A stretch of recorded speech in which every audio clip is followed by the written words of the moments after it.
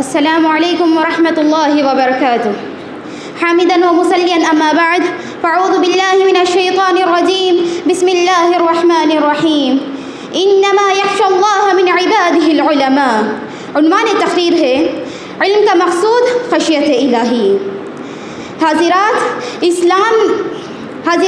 اسلام میں علم کا تصور بہت ہی اعلیٰ ہے۔ یہ اس لیے کہ اسلام کا آغاز علم و قلم سے ہوتا ہے۔ پیارے نبی صلی اللہ علیہ وسلم پر غار حرا میں جو پہلی وحی نازل ہوئی اس میں علم ہی کی فضیلت بیان کی گئی ہے، اور ایک مسلمان علم ہی کی روشنی میں حقیقی مسلمان بنتا ہے۔ اسلام نے اہل علم کو ایک امتیازی مقام عطا کیا۔ ارشاد باری تعالیٰ ہے هل يستوي الذين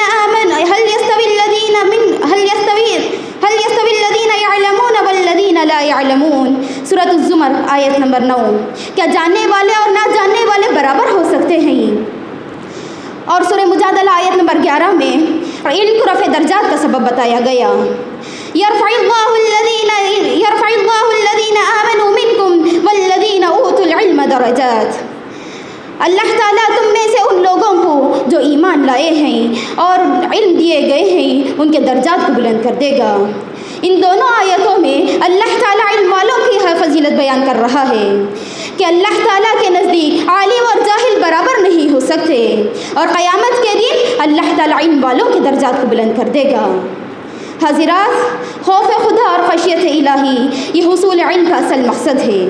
جس قدر آدمی کے اندر علم ہوگا اسی قدر اس کو اللہ کی معرفت حاصل ہوگی اور اس کا دل خشیت الہی سے معمور ہوگا۔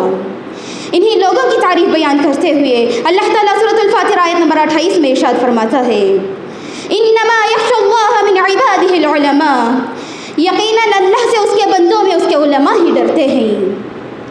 علم کا اصل مقصد دل میں اللہ کا خوف پیدا کرنا ہے۔ علم کا مقصد یہ ہے کہ انسان اپنے دل میں اللہ کی عظمت، جلال اور محبت کے ساتھ ساتھ اس کا خوف پیدا کرے، اس کی نافرمانی سے دل کانپ اٹھے، اس کی رضا کی تلاش میں انسان اپنی زندگی بسر کرے۔ اور حقیقت بھی یہی ہے کہ جو لوگ اللہ سے ڈرتے ہیں وہی لوگ اس دنیا میں اللہ کے بتائے ہوئے طریقے پر زندگی گزارتے ہیں۔ اگر لوگوں کے دلوں سے اللہ کا ڈر نکل جائے تو دنیا میں فتنہ و فساد، قتل و غارت گری عام ہو جائے گی، جیسا کہ موجودہ دور کا حال ہے۔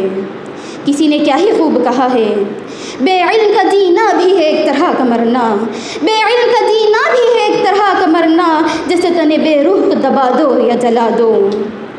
ممکن ہے کوئی بہت پڑھا لکھا ہو، بڑی بڑی ڈگریاں رکھتا ہو، لیکن اگر اس کے دل میں خدا کا خوف نہیں تو وہ حقیقت میں عالم نہیں۔ کیونکہ علم ہی ہے جو انسان کو گناہوں سے روکتا ہے۔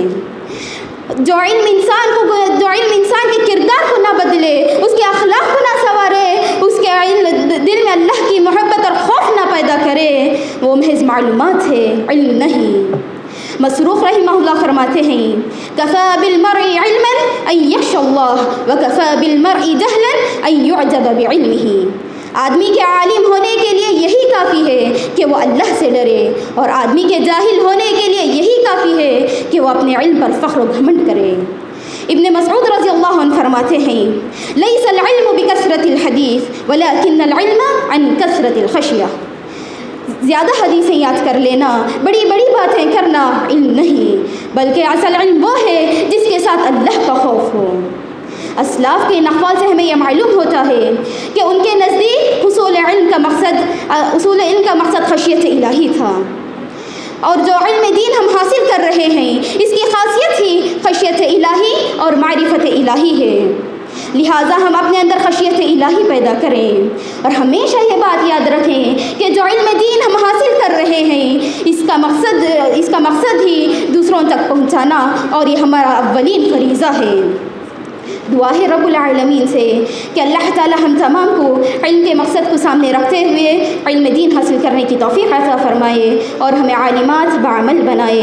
آمین، تقبل یا رب العالمین۔ السلام علیکم ورحمۃ اللہ وبرکاتہ۔